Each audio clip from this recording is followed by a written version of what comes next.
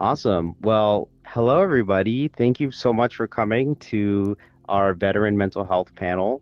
We're so excited to have a discussion, and it's going to be a discussion not only with the audience in here who are all logged into Innerworld on their accounts as represented as avatars, but we're also able to have people who are watching on the YouTube stream be able to ask questions and participate. So, no matter how you're watching this, we love participation both in inner world and out. And please feel free to use the raise hand icon in the quick menu, and you can raise your hand, and then in different sections we'll be able to answer your questions.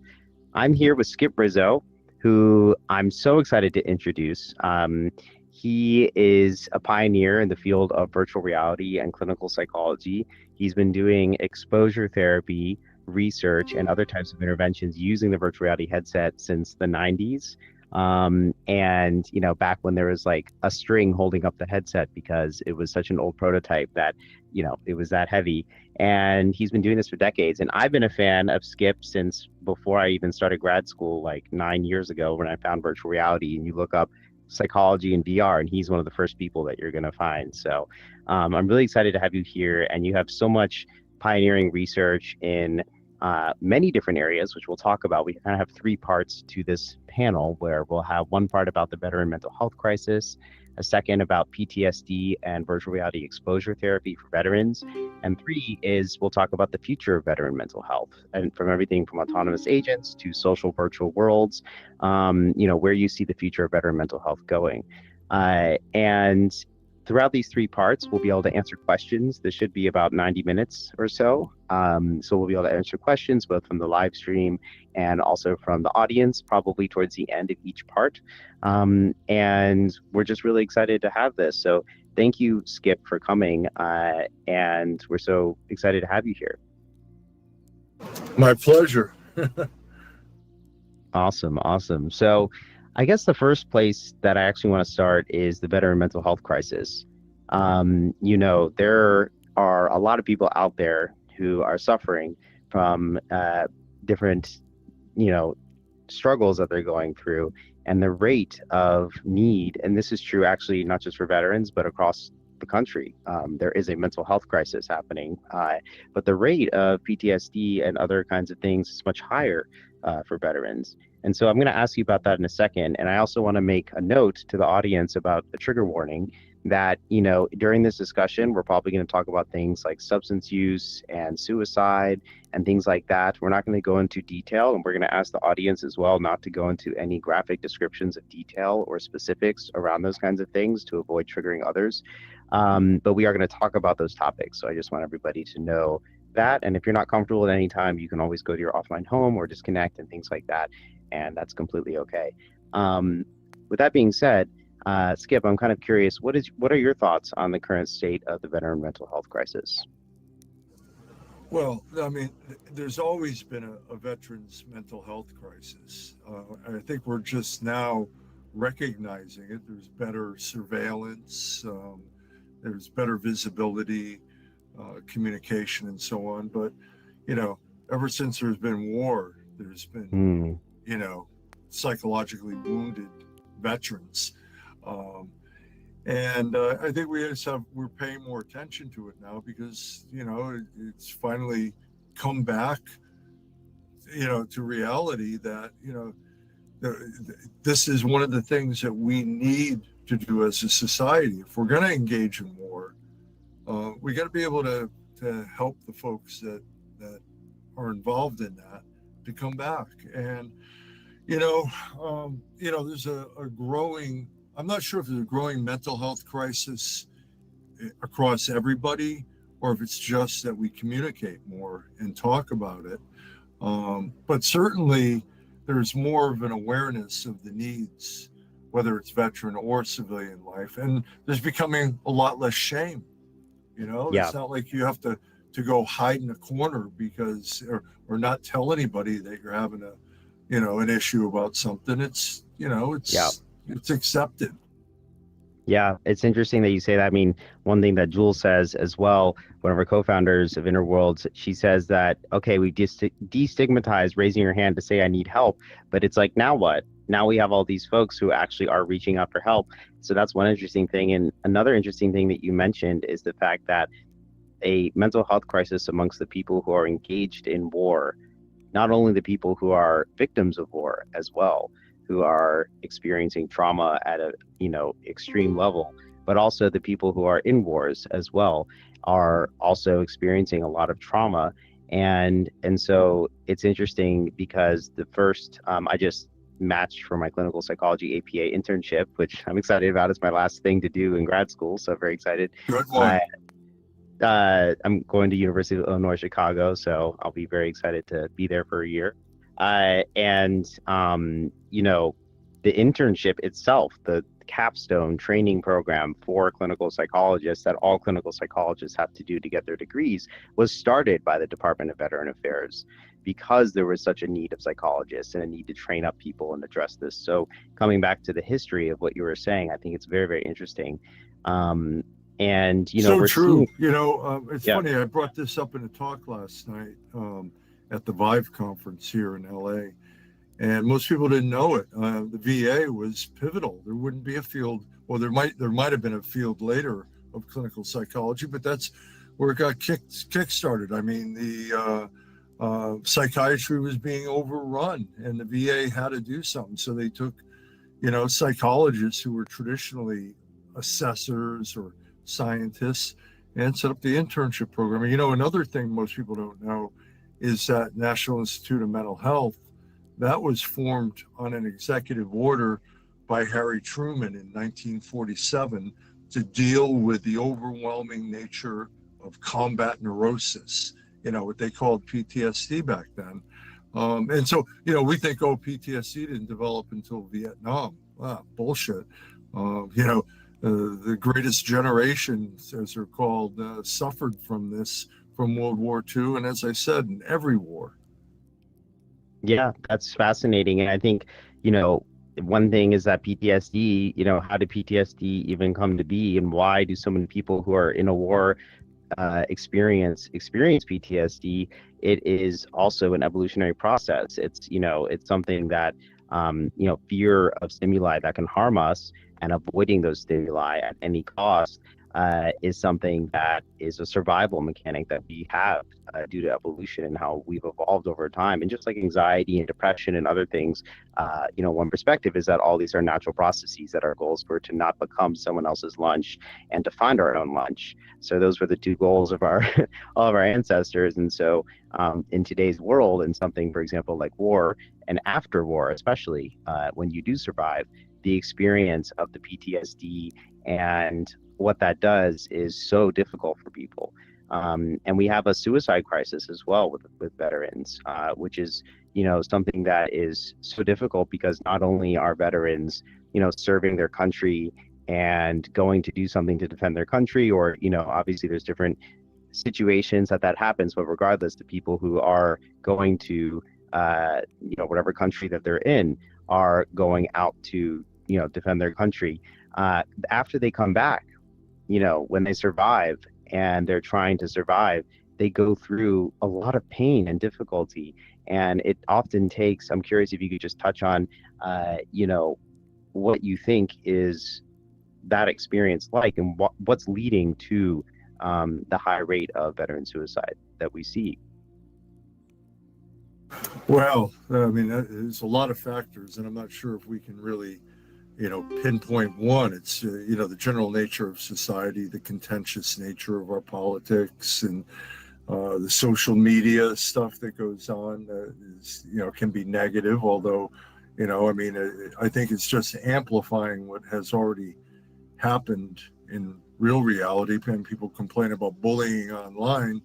Well, I don't know. I don't know when you grew up, but when I grew up, I got bullied on the way home from school, and so, I think our access to communication just sort of amplifies all this, and the growing, acceptance of being able to talk about it. Now with veterans, again, it used to be a thing if you talked about not being able to go back to the trenches in World War II, you might risk getting executed, or being ostracized, for the rest of your life. It's a bit different now. Now, the fact of suicide, that's a hard one to answer. Do we live in a higher stress world? Um, Overall, certainly trauma makes a person more at risk, but something like 60% of everybody that commits suicide, civilians as well as service members, they haven't had a known mental health diagnosis or had seen a mental health professional in the last year. So, there's a lot of factors that are going on with this. And the VA is making a real serious effort. Last year, they funded a $20 million project to seed innovative approaches to reducing suicide. This is one of the projects I'm working on right now. Whether it's using mobile apps or VR applications or improving crisis line care provider skills. It's really kind of a Manhattan Project level initiative because it's tragic. I think it's something like 48,000 people, not just veterans, but 48,000 people every year commit suicide in the United States. Yeah, God, and that's drug like a overdose small deaths. city. Drug overdose deaths on top of that in substance use rates are also higher in the veteran population as well. With drug overdose deaths, when you add those two together, I think it's like 150,000 deaths of despair in the U.S. last year or something like that. So it's just so much. And I think it's incredible what the Department of Veteran Affairs is doing.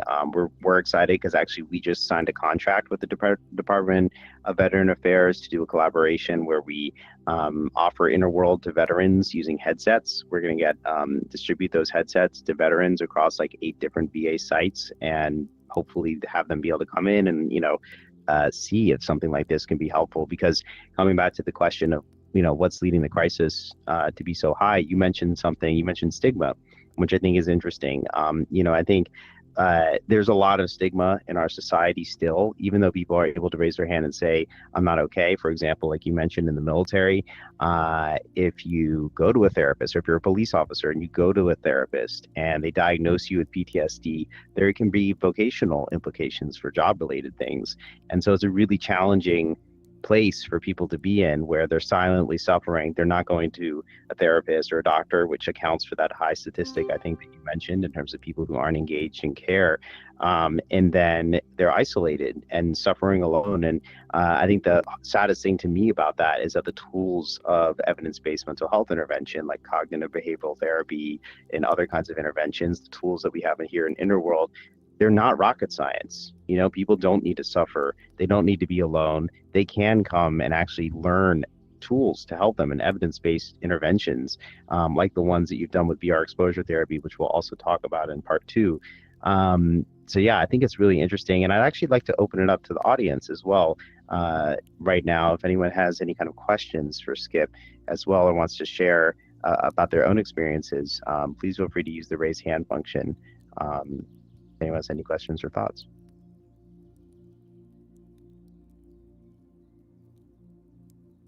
Yeah, Papa. Yeah, um, I have family members that's been in every one of the wars that we have fought. And, my past experience of listening to each member that have seen, some of the tragedies that we've gone through in the past, and I'm hoping it's changing now, is they weren't, because of the stuff that they saw, they were emotionally not able to bring it out to even us family members, never mind a psychologist or any type of professional help. How are you seeing that being changed nowadays? Well, this is where I think the use of virtual reality to deliver the kind of trauma focused therapy that has the evidence behind it has really been useful. Um, when you're in a VR environment, it's emotionally evocative. You're occluded from the outside world. you're back in the world that's reminiscent of your trauma. And, you know, it ends up being something that, especially with a patient that just can't even talk about it, as they're in these worlds more often, they actually start to be able to talk about things they never talked to anybody about, because they're back in it. You know, the big thing is with imaginal exposure therapy done traditionally, it relies on imagination.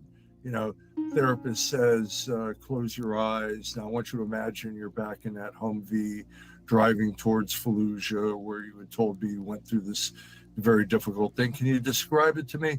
And just that simple request, it's not that simple, because these, you know, aside from the horrible experience a person might have had, they've probably had practice now for 5 or 10 years purposefully avoiding thinking about it.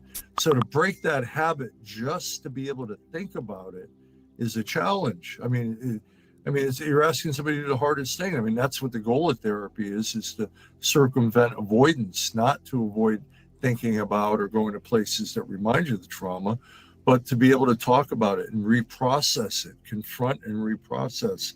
So I think this is where certainly there are some people that can do that.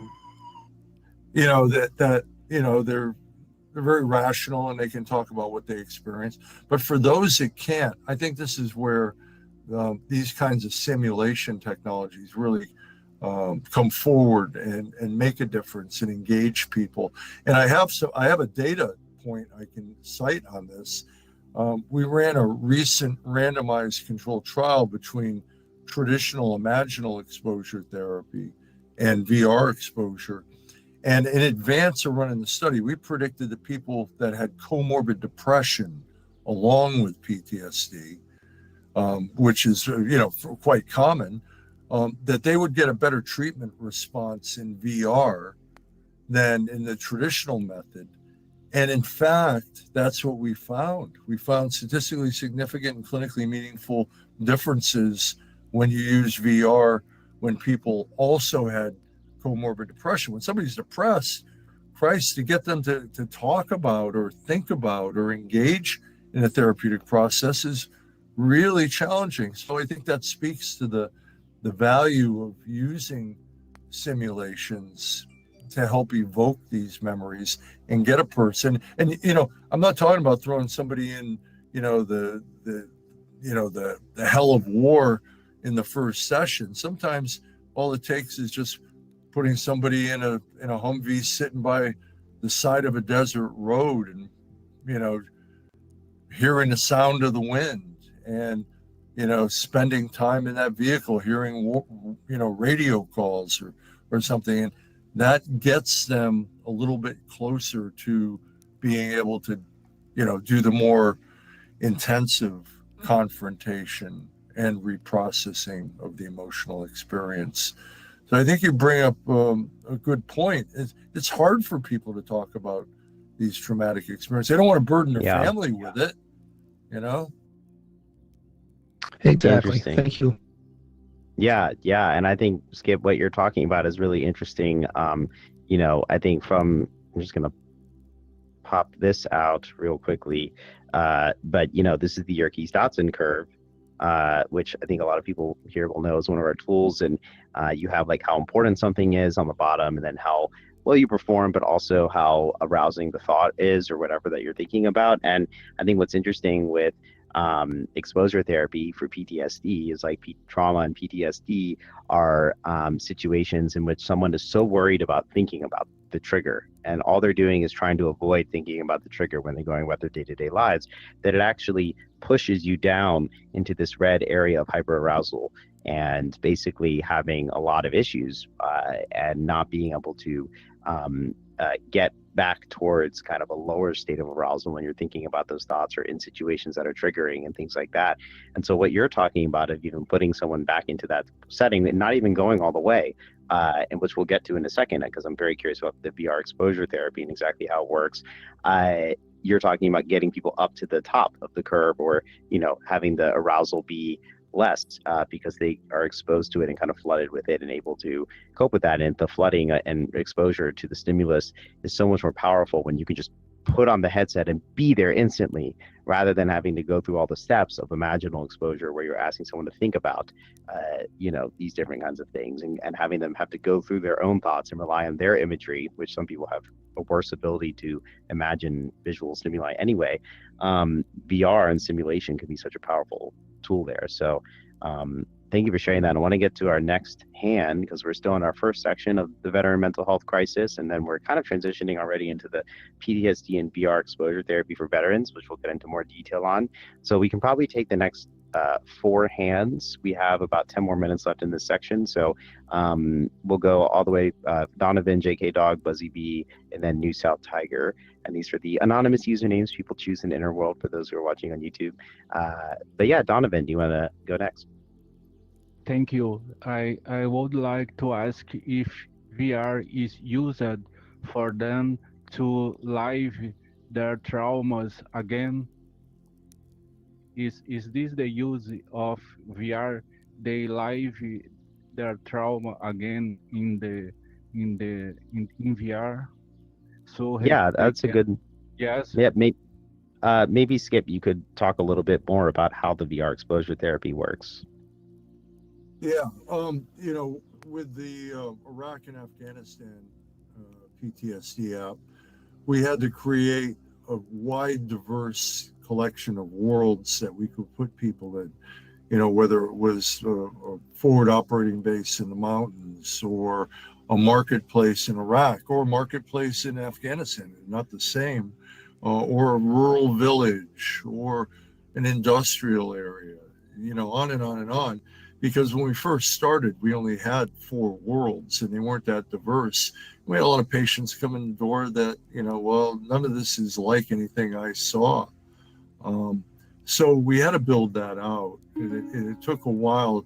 We ended up building about 17 different contexts. And then once you put the person in, then the clinician has a control panel where they can systematically manipulate what goes on in the world. They can make it nighttime, daytime, clouds in the sky, jets flying over, helicopters buzzing around, a call to prayer sound, um, number of people in the world, gunfire in the distance or close up, explosions. So the way that works is that, the therapist is listening to the patient actively describe their experience, and the patient is asked to describe it as if they're going through it right now. And so the clinician is there with a Wizard of Oz control panel trying to mimic what the patient is describing in terms of the environment and so on. So,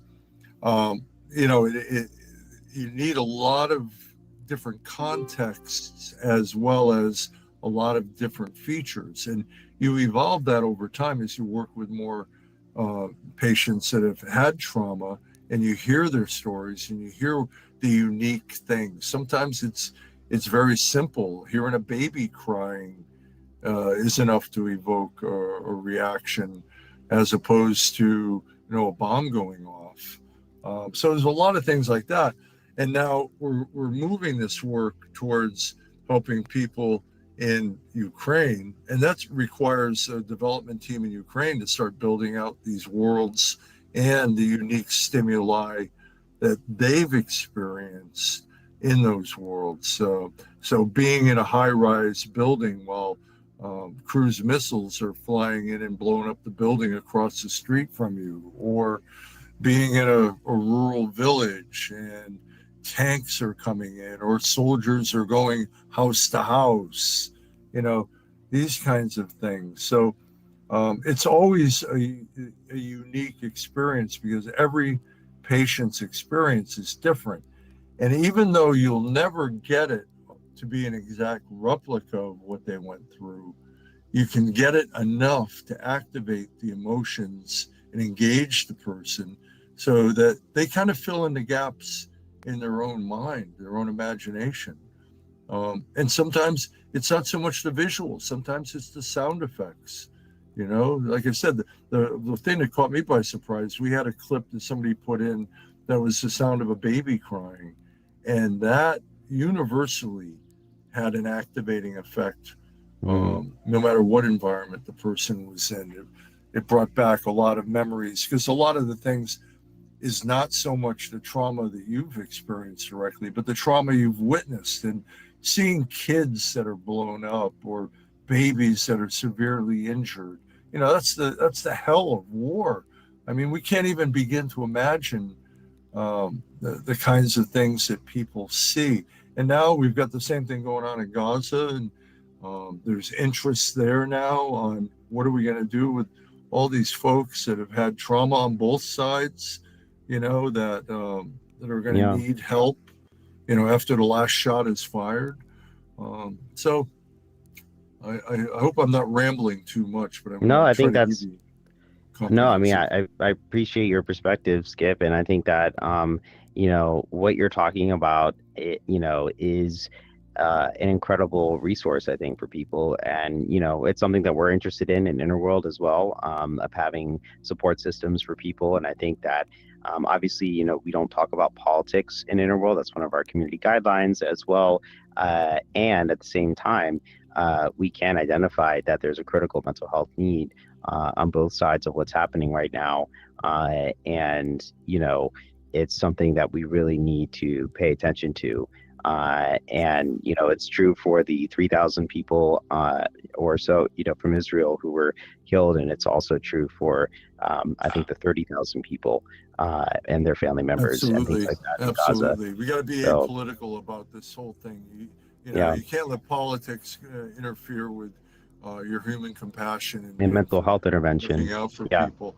You know, I want to point out another element because you know the exposure therapy and the VR gets a lot of attention, but what you're doing here in Inner World is a very powerful element that supports the positive change that can be accrued in direct trauma focused therapy. What I mean by that is that there's there's actual scientific studies that show that the amount of benefit that a patient will get from trauma focused therapy is sometimes moderated by the level of social support they have in their life. So Mm, if somebody has a supportive family or friends or you know people that they can talk to outside of the therapy context, you know that is a good predictor for benefit that they will get from this type of therapy. So this is an important thing. I don't think there's a a magic bullet here or or for fixing PTSD. I think it's a comprehensive approach. And going back to the suicide thing, that's one of the predictors of suicide. If you don't have someone that you can kind of lean on. I mean, you had that in the military, and this might be the big difference. In the yeah. military, they have a thing called battle buddy, where you've got at a bare minimum one person that is assigned to watch your back, and they're always there for you, and you're there for them, and that makes a big difference. Now, when you're in the military and you're in a combat environment, oftentimes you develop deep bonds with everyone in your squad. You're in that high energy life and death situation. You're ready to throw your life on the line for these folks. That builds strong bonds. Then you leave the military, everybody goes to different parts of the country where they live. And all of a sudden there's an emptiness. How do you fill that?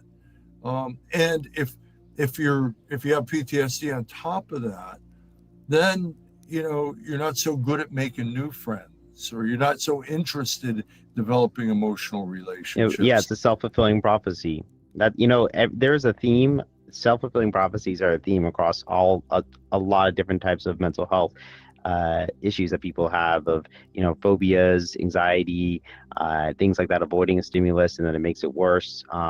Depression, feeling sad and demotivated, and then it ends up being that you don't end up being able to accomplish as much or doing as much and staying at home. But the antidote to that is actually just the small behaviors to activate yourself. So that it's a really interesting thing that these self-fulfilling prophecies end up happening, and people are lonely and they need to connect. And that's really interesting about the research showing enhanced efficacy for exposure interventions, when there is that social support. And I'm excited because, we're working with the Department of Veteran Affairs, the U.S. Department of Veteran Affairs. I think it can, hopefully Innerworld can make a difference there and direct people as well to the right resources. So we have two more hands here, and then we're going to get to part two, which we're kind of in a little bit. And then part three, we're going to be talking about the future of veteran mental health, exploring things such as autonomous agents and the future of platforms like Innerworld, and other platforms to be able to help people, veterans as well. So, but we have two more hands in this section. JK Dog, do you want to go next? My question is more geared towards the risk and reward of going further and further with this therapy. Like, I know you mentioned the peaceful noises, such as or a peaceful memory, like being in a car or the baby's crying or anything. However, I'm just wondering if there's ever been a negative aspect to the risk and reward. Like perhaps somebody wants to see their loved one, but then it makes them even more sad to see them because they had like such peaceful memories, something like that. Has that ever happened in the therapy?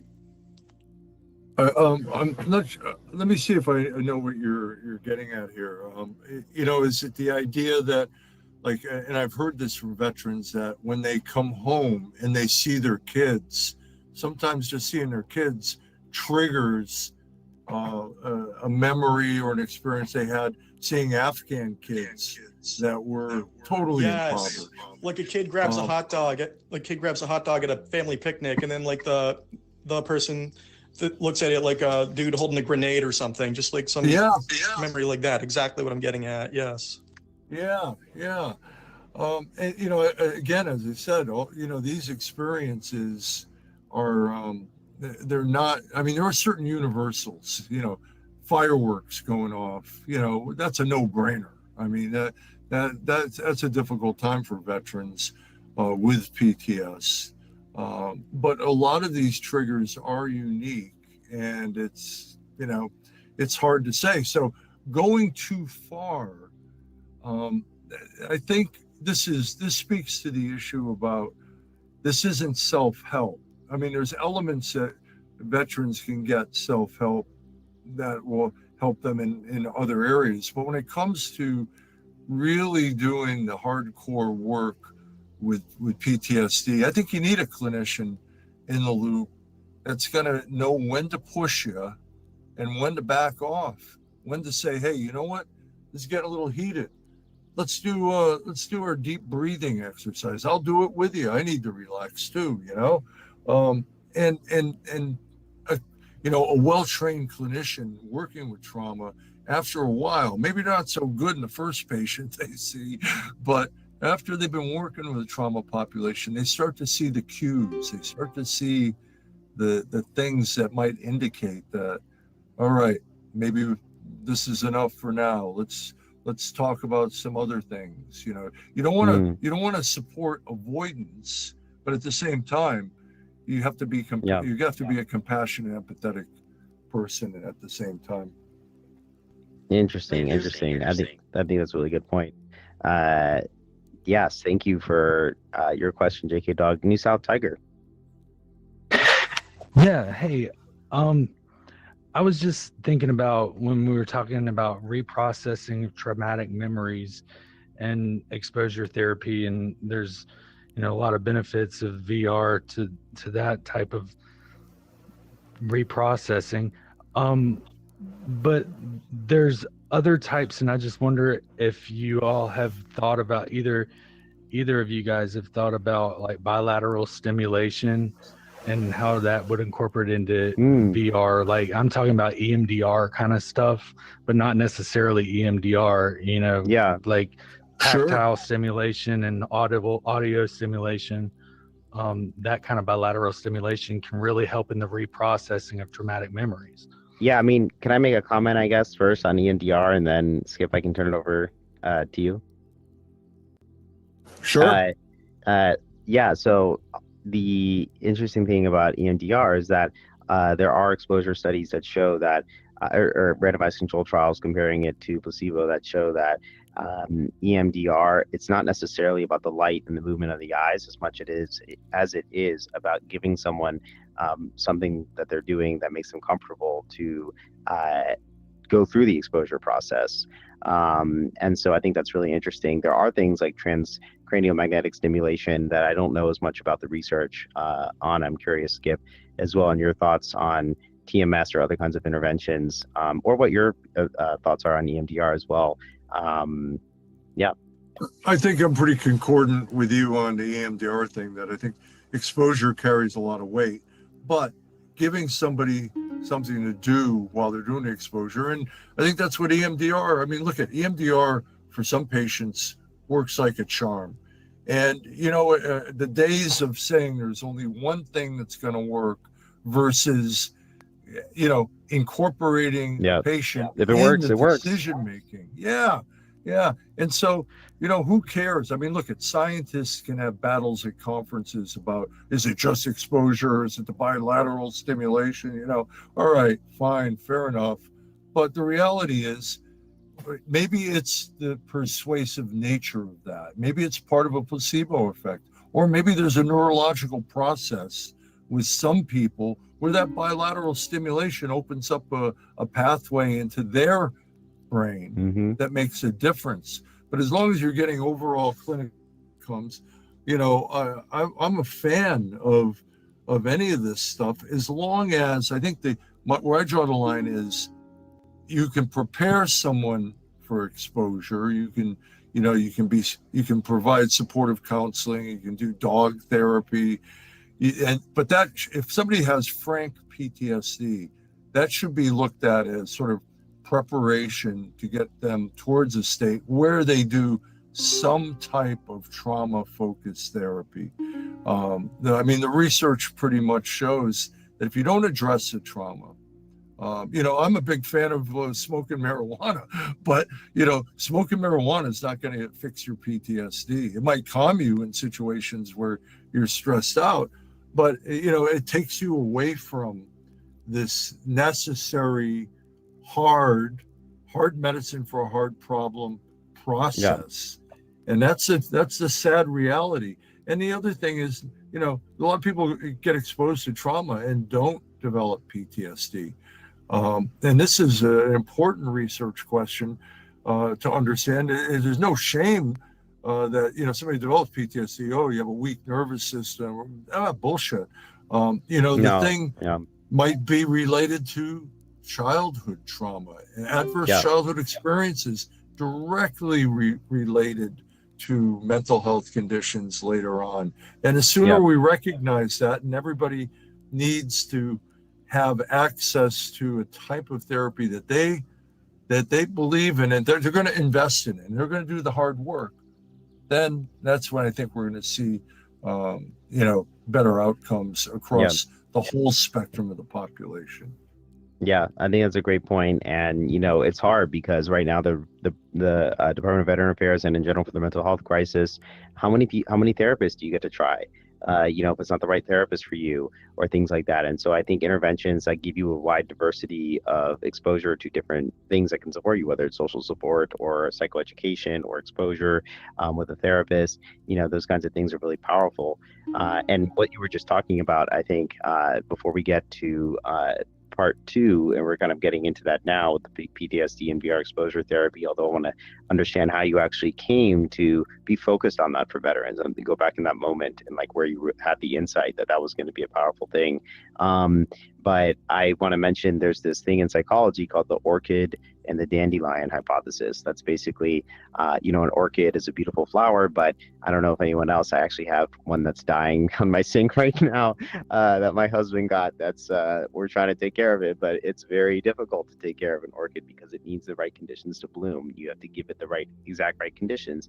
And then a dandelion is something that can bloom in lots of different environments and situations, and they have different underlying genetic predispositions to their environmental stimuli that allow a dandelion to be much more versatile in being able to still bloom in different conditions compared to an orchid that needs the right conditions. And so this is the kind of the idea of epigenetics, which is that our genetic background and predispositions affect like how we react to our environment, which is how some people who are exposed to the same exact situation don't develop PTSD, whereas others do. And then you add on top of that their environmental factors of their childhood trauma that they could have been exposed to and other kinds of things, and you end up with a situation where people have very differential risk.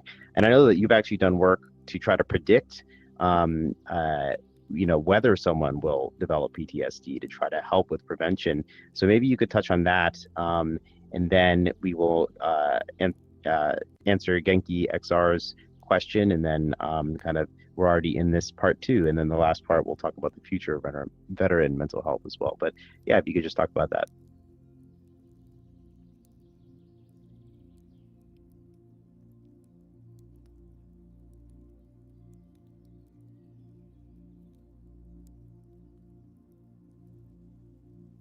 What was the Cool. question again? Yeah, I mean, I'm just kind of curious on your thoughts on. I think we can probably move to PTSD and VR exposure therapy for veterans because we're actually just looked at the time and we have about 45 minutes left. So I'm going to actually go to Genki and then we'll go to the part two.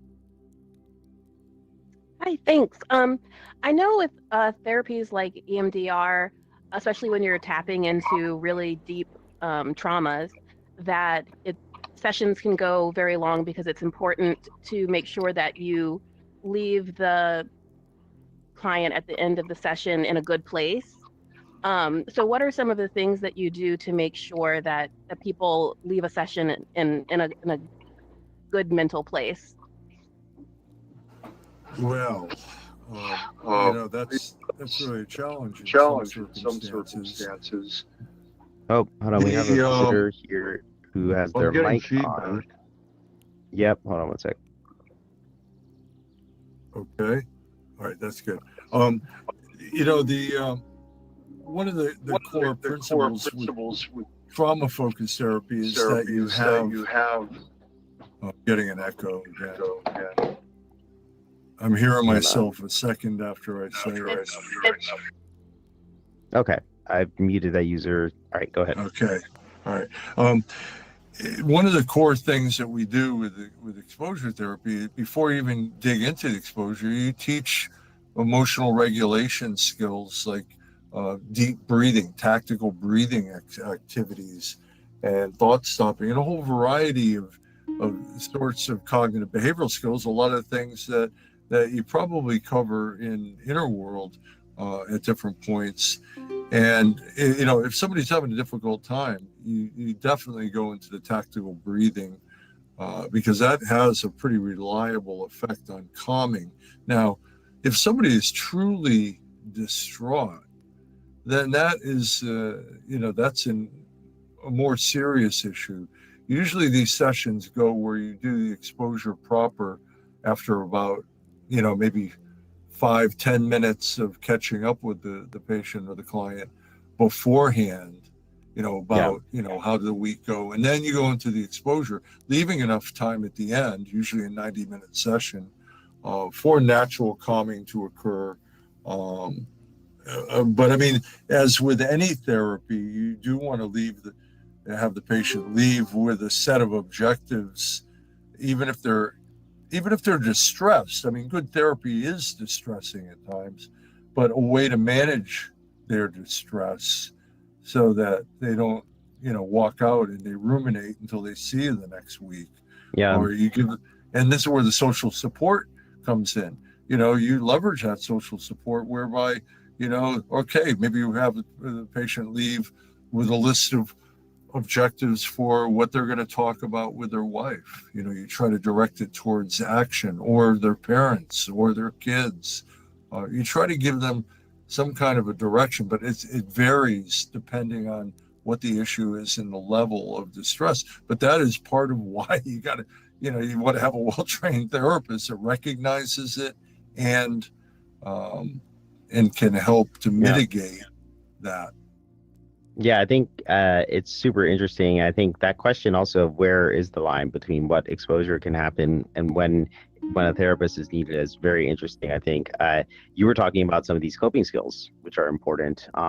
here, and mindfulness, distraction, self-soothing, being aware of our emotions afterwards. So there are coping skills, having a crisis plan in case you do have a crisis when you're not in a therapy session, in between therapy sessions. So it's important for coping skills. Those can be a really powerful way for someone to be able to mitigate it, I think, against some of that.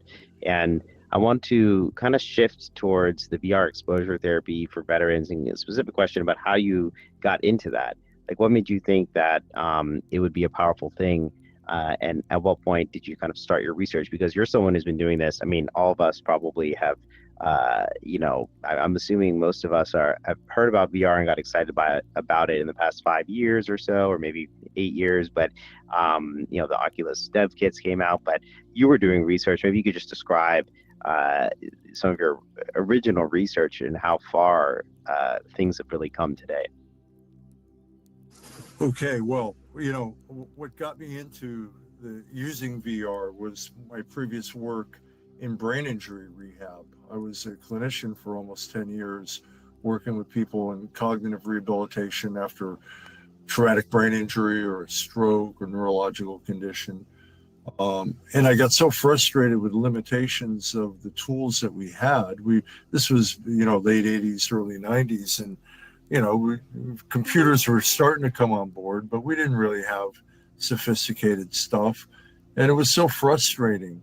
And one day I had a client that came in with a Game Boy right after they had first come out. I think it was 1990, and he was a 22-year-old male who, I couldn't keep motivated on a rehab task for more than 10 minutes. He had a pretty significant frontal lobe injury, and so his attention span was limited. But here he comes in with this Game Boy, and I watched him, and he was glued to it. I watched him for like 15, 20 minutes. He was like a Tetris warlord, and it showed the engagement that this fella had with this stuff. And I thought, if we could bottle that and put it into rehab activities, for other cognitive functions, we'd be doing something. And then I learned about VR, and I started bringing in, I had a Nintendo NES system, brought in SimCity, which is a good executive function activity, and it was fun.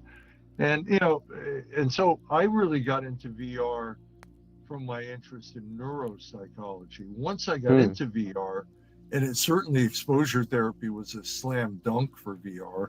I mean, everything that exposure therapy needed, particularly fear of heights, fear of public speaking, fear of flying, you could do that in VR, and you could do it, more effectively and efficiently in VR. So I it's the lowest became hanging aware fruit. of all that. Pardon? It's the lowest hanging fruit. It's so powerful. Yeah. Well, anyway, I met Barbara Rothbaum, who's one of the pioneers in VR, and she actually started using exposure therapy for Vietnam era veterans, and built Virtual Vietnam in 1997.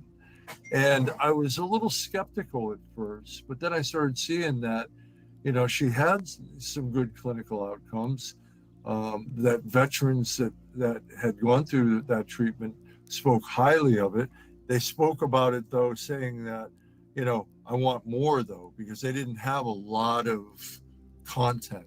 You could be in a rice paddy, or you could be in a helicopter, and that was It was expensive too to develop.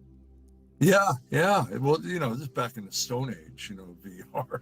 This is like 97, But how much would it cost to develop something like that first iteration, do you think? How much did that cost? Well, around then you had to have like a Silicon Graphics Onyx reality engine, which was, a couple $100,000, graphics engine, you couldn't do it on a PC. Headsets were expensive as hell. And if you got a cheap headset, it was really crappy.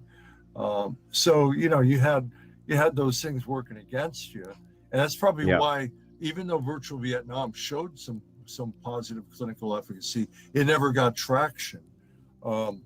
It was sad because Vietnam era veterans get screwed again, here we had a system that could have done a lot of good for these folks. Well, anyway, So 2000, end of 2003, I had worked at the VA. I did my clinical internship at the VA. I worked with Vietnam era veterans.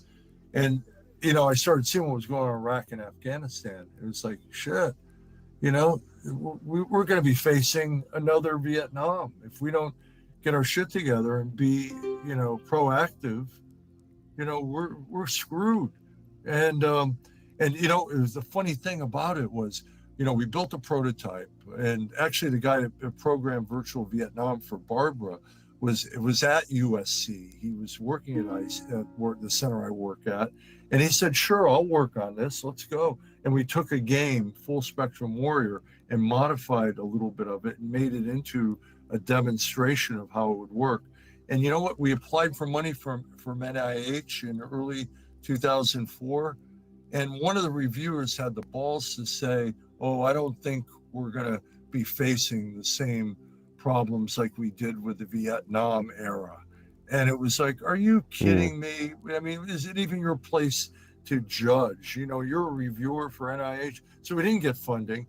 But then in July of 2004, July 1, New England Journal of Medicine published a paper, an epidemiological study of Iraq and Afghanistan service members, showing that PTSD was on the rise, and it was at a critical level. And that was like a call to arms. So once that paper got published, then all of a sudden, because we had shopped around our demo, all of a sudden Rush Schilling from the Office of Naval Research reached out and said, "Hey, I can get some funding if you want to build this out and run a clinical trial." It's like, yeah, we're ready to go. So by 2005, we got the funding and we started building. And the end of 2006, we had something that was reasonable enough to use with patients. And we started running our first trial, which we were lucky was very successful.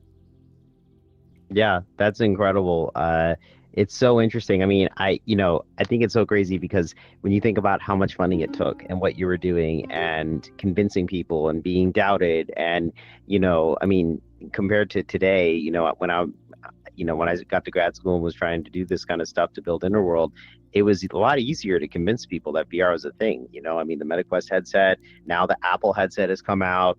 And it's exciting. I mean, and, I have to say that Meta, formerly Facebook, by buying the Oculus Quest and turning it into a consumer product, as probably everybody here is in VR almost is on a MetaQuest if you're in VR, did a huge thing for the world and the industry and the field specifically of VR mental health because they put these out here and now people can actually experience it and get in. It's never been easier to build environments and create these interventions and do something that can really help to save lives ultimately, which I'm excited. We have veterans in Innerworld who've been coming in. We're about to get a lot more veterans coming in. I think that's a really important component. And what your work that you pioneered was just, I mean, slogging through that and going through the waves of disillusionment about VR and all that kind of stuff. And people got excited and then they said, oh, it's never going to happen.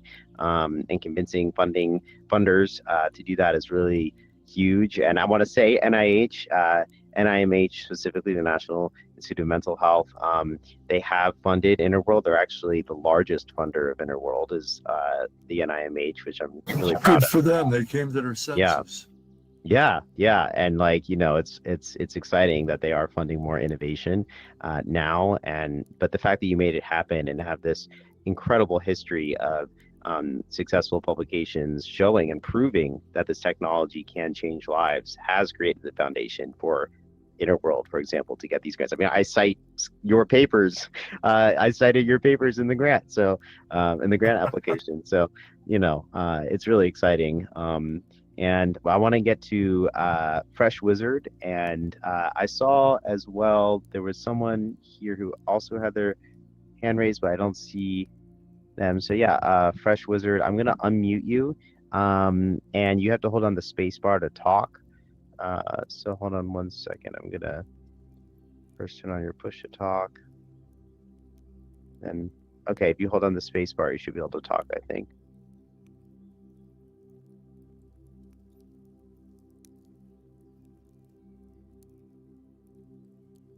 Let's see. I don't hear Fresh Wizard, so I'm going to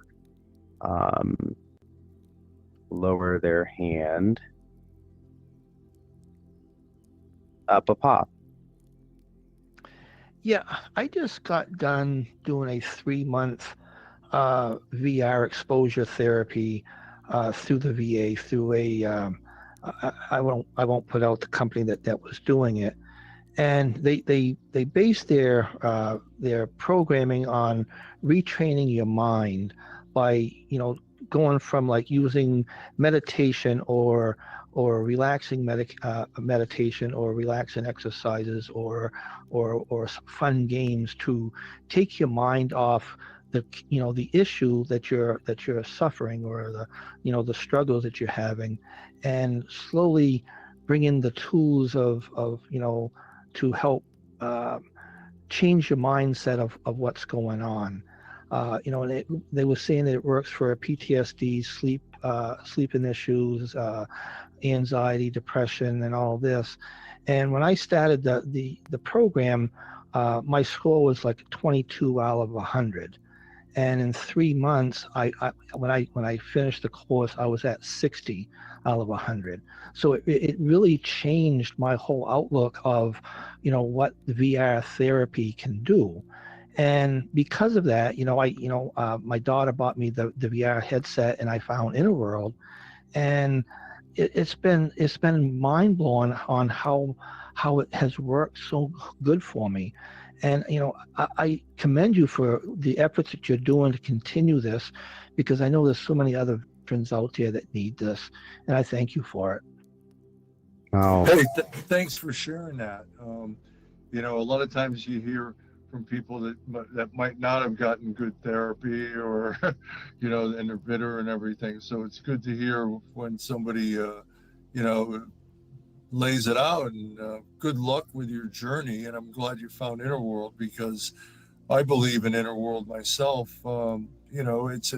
It's a great opportunity to do something you're not gonna your opportunities you might not ordinarily have, interacting with people and sharing your experience, but not be able to have that in the real world so easily.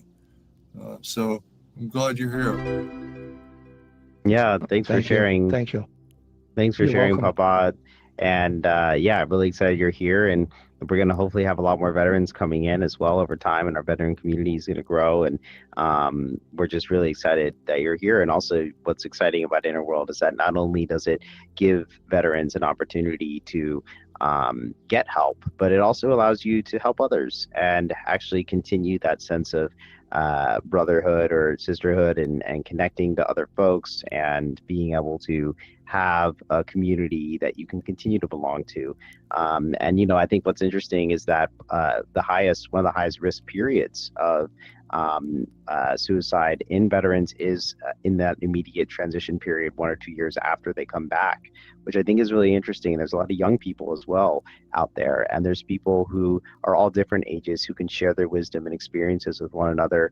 And the cool thing about VR and avatars is that you don't really sense age too much in here. Like, in what other situations are small groups of people of such diverse ages getting together and sharing so vulnerably and openly? It doesn't really happen as much in the real world.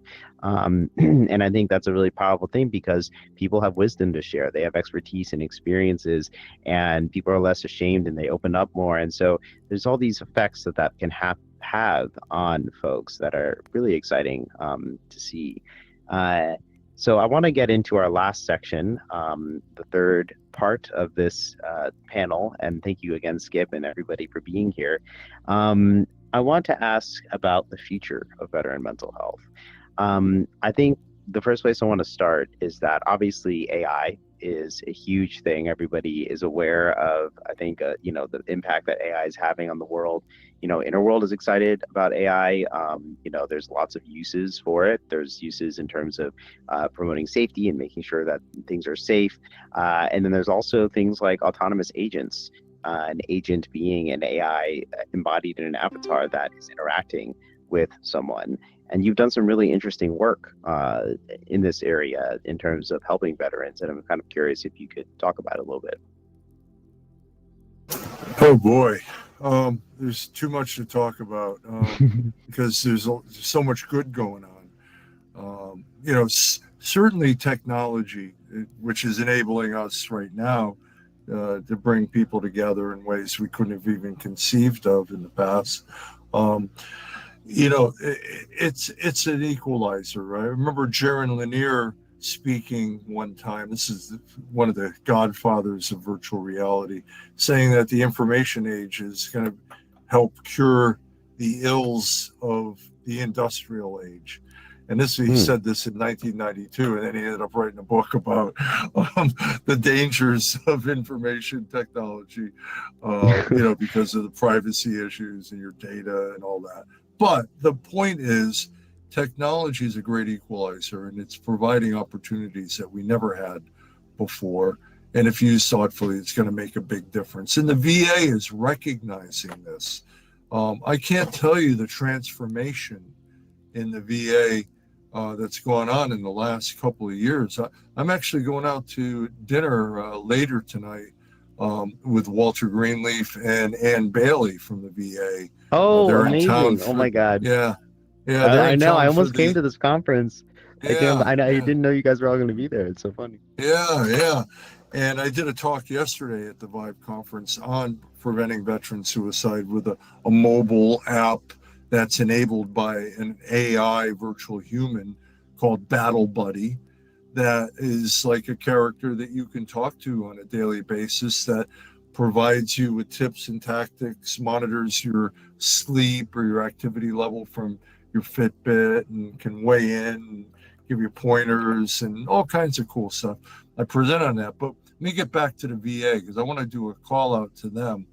And they have invested a lot of money and a lot of energy. And I think part of what drove them to the idea that VR is a useful tool, and certainly, you're benefiting, Noah, with Innerworld being adopted now with the VA, is they recognize that veterans, number one, like it. That if you give veterans a choice between using VR or some traditional method, they're going to pick the VR majority of the time. In fact, in our last randomized controlled trial, we asked veterans and service members, if you're going to be in a randomized controlled trial, you're going to either get traditional exposure therapy or VR exposure. If you had a choice, you're going to be randomized to one or the other. It's a scientific study, but if you had a choice, what would you pick? 76.7% would have picked VR.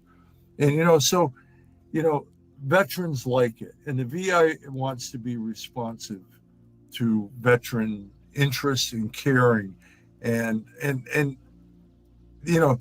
they wouldn't have done it 20 years ago when we didn't have the science behind it to say, hey, this isn't just some Star Trek pipe dream. This isn't thinking about the holodeck or whatever, even though that was very inspirational. We have data. We got people that are that have gotten better, and it might not be for everyone, but for those that want it and engage with it, you're going to get people coming into therapy that wouldn't have come in any other way. And so I think the VA recognized there's sufficient data, veterans like it, and it's only going to get better. I mean, what Yeah. you've created, people have created, avatar-based chat worlds in the past, but what you've created for the resources you've had, it's remarkable, and it's only going to get better. There's going to be more and more of these things and tools for authoring, and more research being done, and barriers to adoption falling. Like you said about the Oculus, the Yeah. Quest, that's a game changer. So, Yeah. So it's very exciting, yeah, the advances, and thank you. We're really excited in the advances in technology.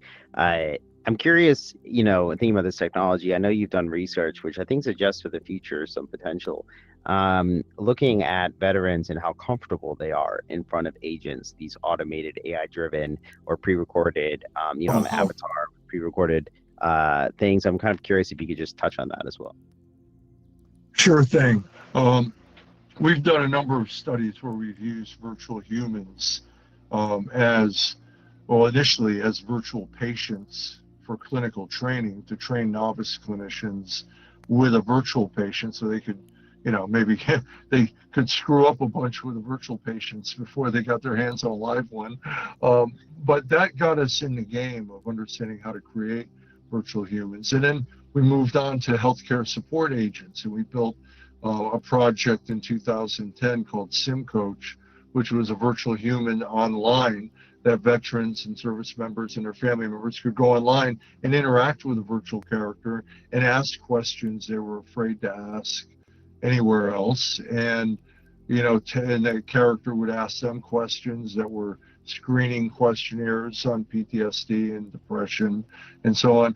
And, if a person ended up scoring at a high level on those things in the course of the conversation, character would say, hey, looks like you're having some trouble. If you want, punch in your zip code here. I'll pop up a list of providers in your area.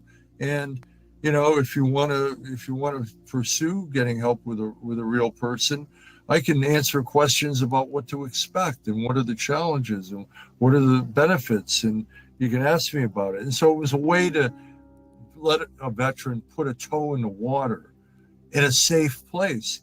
And so then we moved on to, well, can we build out clinical interviewers? And what we found was that when people interacted with a virtual human and the virtual human was asking them questions, that they self-disclosed more personal information. They had less fear of shame, of stigma, of impression management. They felt unleashed, kind of like when you're, behind an avatar here, it's a little easier to talk about things because not the same thing as, face to face on a Zoom call.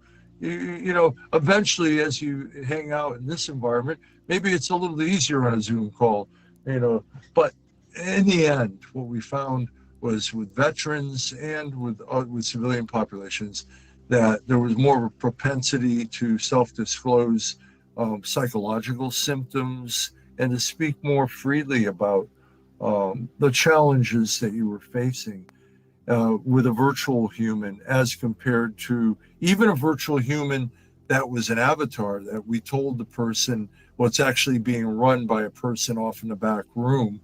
They spoke less about issues than when they thought it was just a piece of software.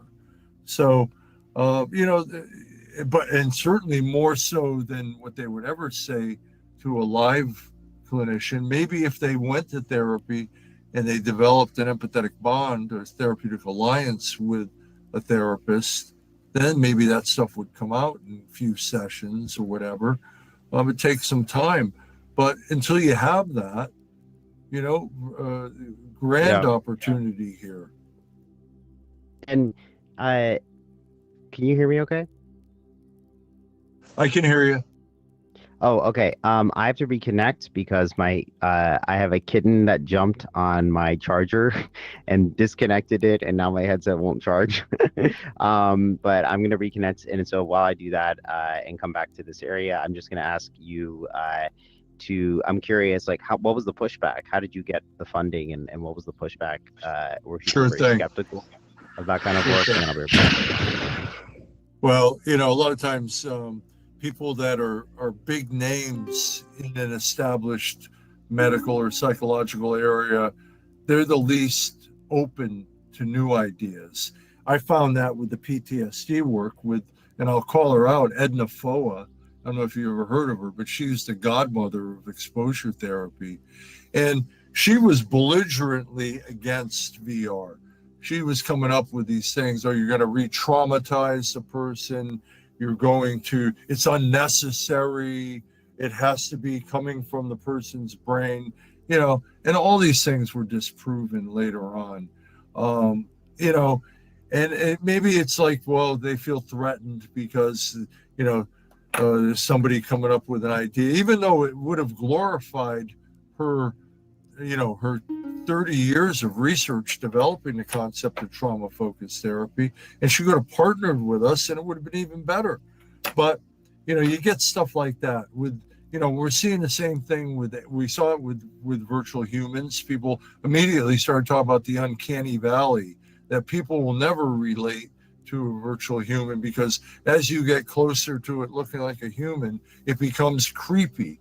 Well, that came about from the robotics field, where people would talk to a little fuzzy, cool robot that looked like a robot, but as that robot became more like a Yeah. human, it was a little creepy. But that wasn't the case with 3D graphics. With 3D graphics, as you start making characters more realistic, they start having more, no pun intended, face validity. That it's like people sort of feeling like, okay, I'm talking to a real person, but I don't have all the risk that comes with talking to a real person. I can talk about, my sexual background or mistakes I made in areas or addiction, and not fear that I'm going to be evaluated or judged in a negative way. And maybe after a while of doing that, like exposure therapy, I can become more comfortable in my skin having Yeah. talked about it. Yeah. So those were some of the things. And now we're seeing the same thing with AI. And I'll be the first to say we've got to be very ethical and professional about how we apply AI in mental health. But it certainly is going to provide us with opportunities that we didn't have before. Um, and, when you think about an AI therapist, well, you know, everybody kind of cringes. But let's talk about, what's on the positive side. Well, it's available 24/7. It never gets tired or bored listening to your stories. It has encyclopedic knowledge of every clinical condition, every differential diagnosis, every evidence-based treatment. It remembers everything you said to it.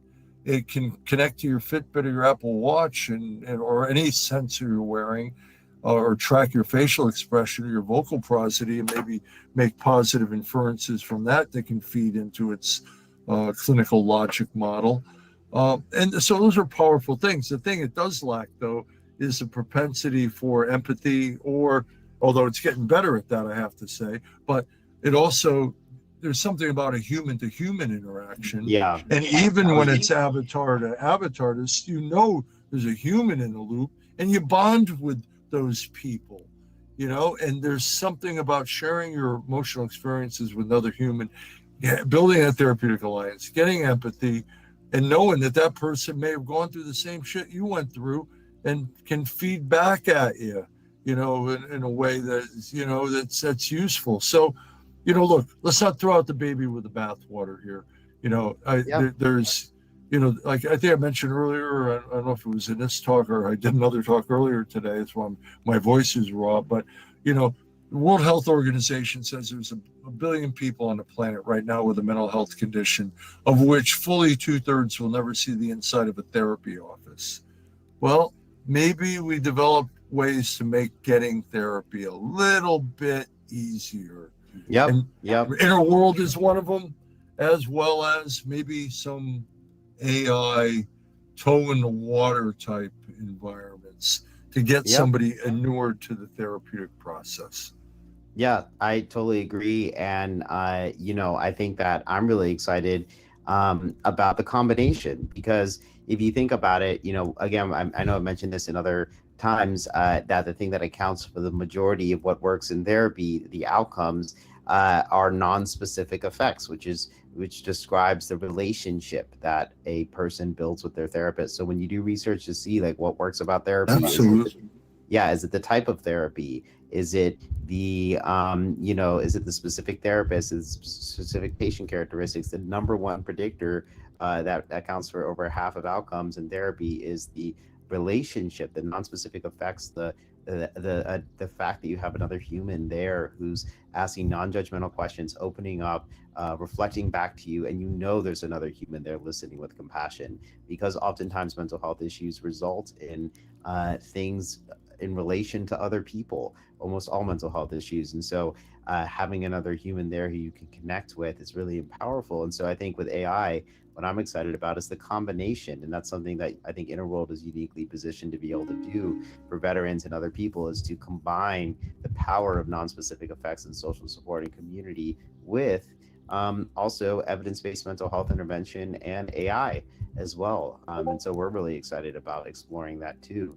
And we are exploring that actively to see how can we help to make sure there's still human to human connection, humans leading those connections, but maybe AI can also help, and they can help that scale to reach those billion people who need help as well. So I think it's really exciting to think about the combination of the non-specific social support that people can have and these new technologies that are coming out.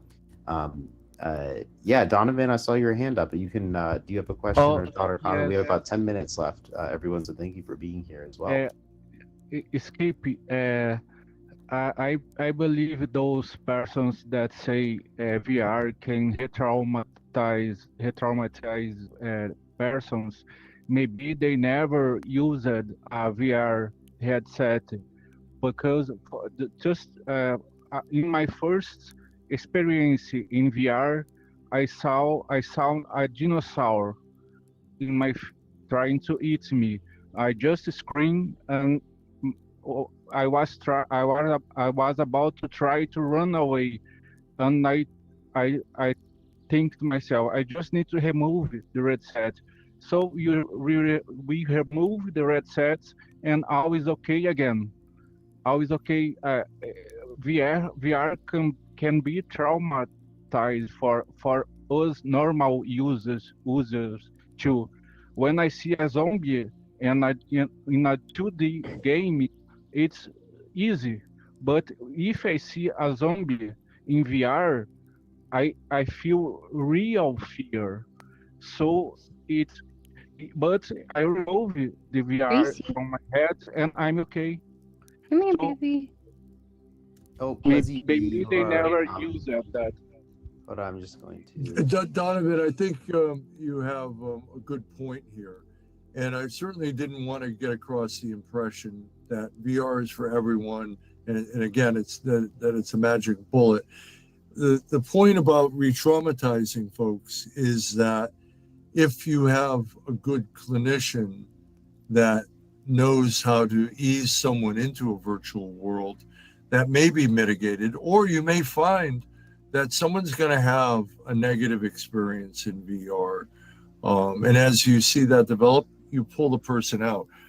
Um, now, Uh, there's a lot of reasons why that can happen. You know, sometimes people get disoriented in a virtual world. Sometimes it's the content, like you're saying, with the zombies and so on. And so fair enough. That's reasonable. But the idea that by using VR generally and making it available to all people that might want to seek treatment and prohibiting it because of an incompetent therapist or therapist that wasn't well trained might not be able to recognize it. I don't think that makes much sense either, because then you're denying folks the opportunity that could benefit. So I think it's really a case of being able to help a person to ease into it and see how they adapt to it.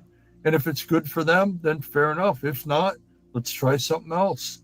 Yeah. Um, Yeah, I think that's a really good point, Skip. And it's also interesting because it depends on the experiences too. I mean, there's a theory about human consciousness and perception that we are creating a virtual reality at all times in our own lives and experiences. And we're putting together all this sensory input, just like you have a screen in front of you and combined with audio that makes it feel like a dinosaur is in front of you. Or in other social apps, really bad things can happen. People can go through really bad interactions in unmoderated worlds. People can do horrible things to each other. Children are going in and having traumatic events happen to them.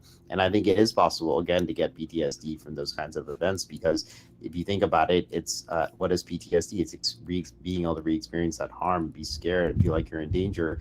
And especially if someone's young enough, that's even easier to happen. And that's research that Kim Heafy at Yale is doing in terms of how children respond differently and have processed memories, and even sometimes think that VR experiences, their memories of those were just as real experiences. They don't realize the difference. So there's all sorts of risks and harms, but I think it comes down to how you design the virtual environment. And the same thing that can harm you, like medications as well. A medication can harm you if not used correctly, or a different combination of ingredients are used in one way, or it can be life-saving and life-changing for someone. And I think virtual environments and this technology needs to be approached with that same level of consciousness and safety, and including with AI, by the way, where, AI just left to its own devices, unsupervised, just delivering mental health intervention and support. There's already incidents where the AI has told someone to go take their own life and other kinds of things like that. So we have to be very careful with these technologies. But what I'm so, impressed with your work, obviously, with these agents, is that you have the sophistication and worked with the engineers, just like Innerworld is, to make sure that safeguards are in place and that they don't go off the rails. And once you do that and have the right safety and technology and clinical research behind a technology, it can be profound and life-changing and, solve the mental health crisis or help to solve it. So there's so much potential in this technology, and it's just really exciting to see. We have about 5 minutes left, so I'm gonna, Casey, you might be the last question here, and then we'll kind of start to wrap up. And I really appreciate everybody's time, and Skip, for your coming in here, especially on conferences are very tiring. So you came from a conference, and where you already gave a talk today, so you're a real champ for coming to this, and all of us really appreciate it. But yeah, Casey, do you want to ask your question or share your thoughts? Sure. First of all, I want to say thank you to both of you. I've only been here for about, I don't know, not even 2 weeks yet. So no, I think this is a great program that you've put together. And I want to first off say that I'm getting a lot from doing the VR. And I think for a lot of people, although I can't speak for others, it is easier to talk to people when it is just an avatar, right? Because they don't really see you, you don't really see them, so you're able to talk safely and feel that level of comfort, and still keep, I guess, the anonymity. But my concern is the whole AI that you guys were talking about, and to kind of piggyback on what you were saying, Noah, is, if it's a computer based off of analytics and everything else like that, for somebody who's reaching out, for somebody who... Oh, I just lost your audio after you said someone is reaching out. Can you release your sorry. For somebody who's reaching out, they're going to want that human interaction, I think, more often than not, if they're reaching out for help. It's not just conversation because they're killing time. And my concerns are with the AI, that it's just going to be a series of questions, or a series of, just like when those chat bots, when you're looking to buy something, and how frustrated you get because you're not speaking with a real person. So while I think this environment is useful and helpful, and I can see it growing into something that could be amazing, I am a little hesitant or reluctant to really buy into the whole AI if you're not really speaking to an actual person. Yeah. That's certainly a good point, and I think it really depends on the person, the clinical condition, and what their opportunities are for getting help with a live provider, or if they will, in fact, actually seek help. And certainly we're not at the level where this is going to compete with a live person yet. But this is something we need to have a concern about and monitor very closely. I don't think not allowing it or I think we have to let the science do the talking, but with the kind of apprehension that you're representing here, because I think that is ethical caution that I'm hearing, that you don't want to compromise somebody, especially if they've never sought help before, and then they say, all right, I'm going to try this AI virtual human thing, and they have a bad experience. They may never seek help when they could have benefited with an authentic human experience. So these are the kinds of things we've got to be scientists about, and beyond scientists, we got to do it with heart. We got to be careful.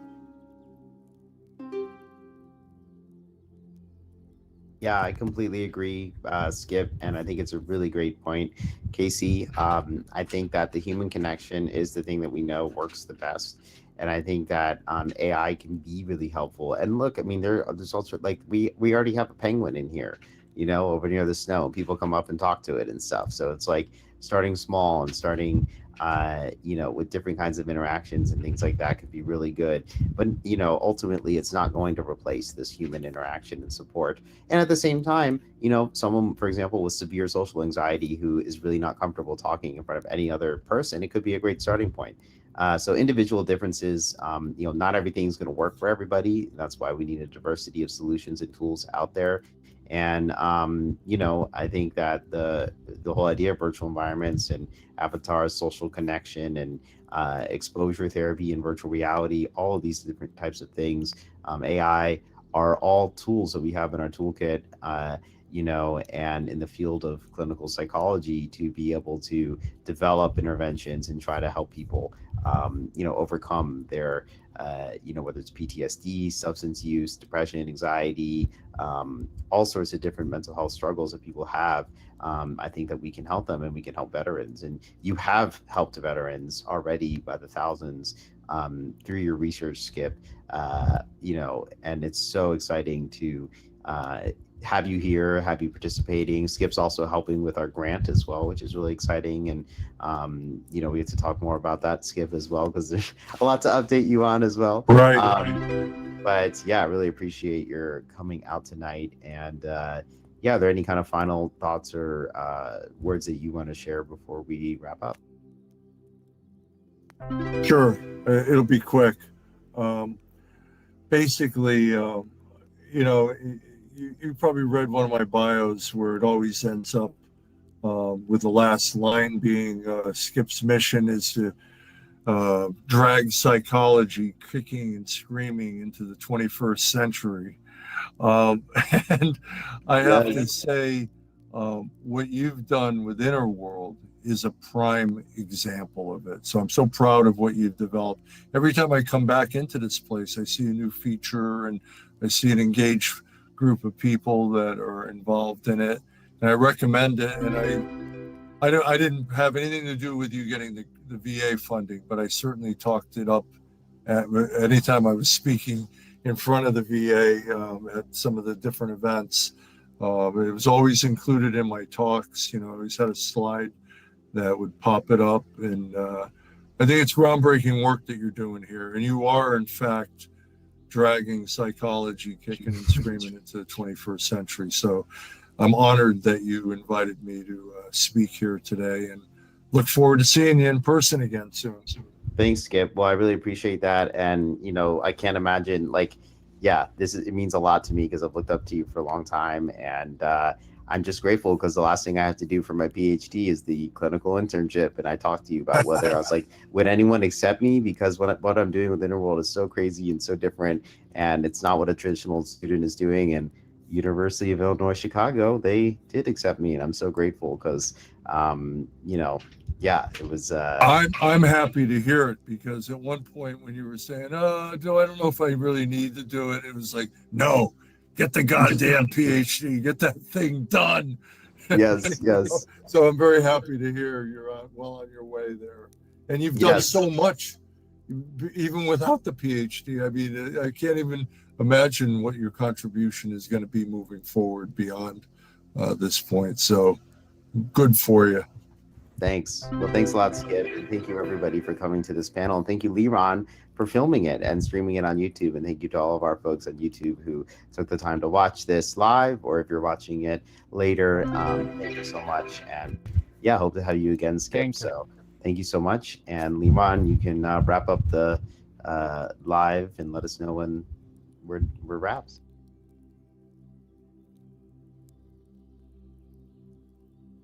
Cool.